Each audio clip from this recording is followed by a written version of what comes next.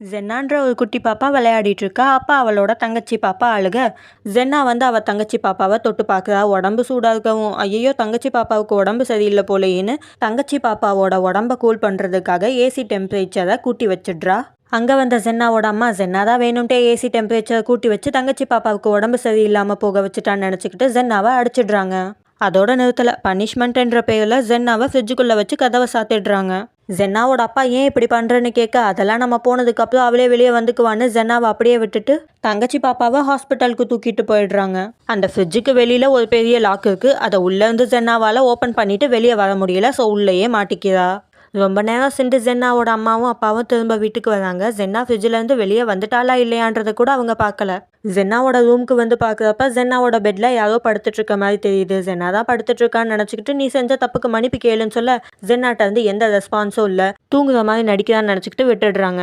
Next morning ஆயிடுது. ஜென்னா சாப்பிட்றதுக்கு கூட வெளியே வரல. அதை பற்றி கூட ஜென்னாவோட அம்மா பெருசாக கவலைப்பட்ட மாதிரி தெரியல. ஜென்னாவோட அப்பா கொஞ்சம் சாப்பாடை எடுத்துகிட்டு போய் ஜென்னாவோட பெட் கிட்ட வச்சுட்டு வராரு. ஜென்னா மன்னிப்பு கேட்கலாங்கிற கோவத்தில் ஜென்னாவை விட்டுட்டு இவங்க 3 பேர் மட்டும் ட்ரிப்புக்கு போயிட்டு 3 நாள் கழிச்சு திருப்பி வீட்டுக்கு வராங்க. அப்போ ஜென்னாவோட ஃப்ரெண்டு ஆலிஸோட அம்மா வந்து கொஞ்ச நாளாக ஜென்னா ஸ்கூலுக்கு வரலன்னு ஆலிஸ் சொன்னான். என்னாச்சுன்னு கேட்க, நம்ம இல்லாத டைம் இவ ஸ்கூலுக்கு போகாமல் கட்டடிச்சிருக்காளான்னு சொல்லி ஜென்னாவோட அம்மா கோவப்படுறாங்க. அப்போ ஒரு போலீஸ் ஆஃபீஸர் வராது. நெய்பர்ஸில் சிலர் ஜென்னாவை கொஞ்ச நாளாக பார்க்கலன்னு சொல்லி கம்ப்ளைண்ட் பண்ணியிருப்பாங்க போல. அது சம்மந்தமாக விசாரிக்கிறதுக்காக வந்திருக்காரு. ஜென்னாவோட ரூமுக்கு போய் பார்த்தா அங்கே ஜென்னாவை காணோம். அவளோட பெட்டில் வெறும் பொம்மைங்க தான் இருக்குது. அவளுக்காக வச்ச ஃபுட்டும் கெட்டு போய் அங்கேயே கிடக்கு. ஜென்னாவை நீங்கள் எப்போ கடைசியாக பார்த்தீங்கன்னு போலீஸ் ஆஃபீஸர் கேட்க, அவள் தங்கச்சியை ஹர்ட் பண்ணா அதனால அவளை ஃப்ரிட்ஜுக்குள்ள வச்சு கதவை சாத்தினேன். அப்பதான் கடைசியா பார்த்தோன்னு சொல்ல ஃப்ரிட்ஜை ஓபன் பண்ணி பார்த்தா ஜென்னாவோட பாடி உள்ளதா இருக்கு. ஜென்னா இறந்து போயிட்டா. பண்றதெல்லாம் பண்ணிட்டு இப்ப கதறி கதறி அழுதுட்டு இருக்காங்க ஜென்னாவோட அம்மாவும் அப்பாவும். அடுத்த சீன்ல ஜென்னா ஹாஸ்பிட்டல்ல இருந்து கண்ணு முழிக்கிறா. ஆக்சுவலி ஜென்னா சாகவே இல்லை. அந்த ஃப்ரிட்ஜுக்குள்ள இருந்து எடுத்தது ஜென்னாவோட பாடியே கிடையாது. ஜென்னாவை மாதிரியே இருக்கிற பொம்மை. ஜென்னாவோட அம்மாவும் அப்பாவும் தங்கச்சி பாப்பாவை ஹாஸ்பிட்டலுக்கு தூக்கிட்டு போயிருந்திருப்பாங்க இல்லையா, அந்த டைம் ஆலிஸும் ஆலிஸோட அம்மாவும் ஜென்னாவோட வீட்டுக்கு வந்திருப்பாங்க. ஜென்னா உள்ள மாட்டிட்டு இருக்கான்றதை தெரிஞ்சுக்கிட்டு ஆலிஸோட அம்மா தான் ஜென்னாவை காப்பாற்றிருப்பாங்க. ஆலிஸோட அம்மா ஜென்னாவை ரொம்ப நல்லா பார்த்துக்கிறாங்க.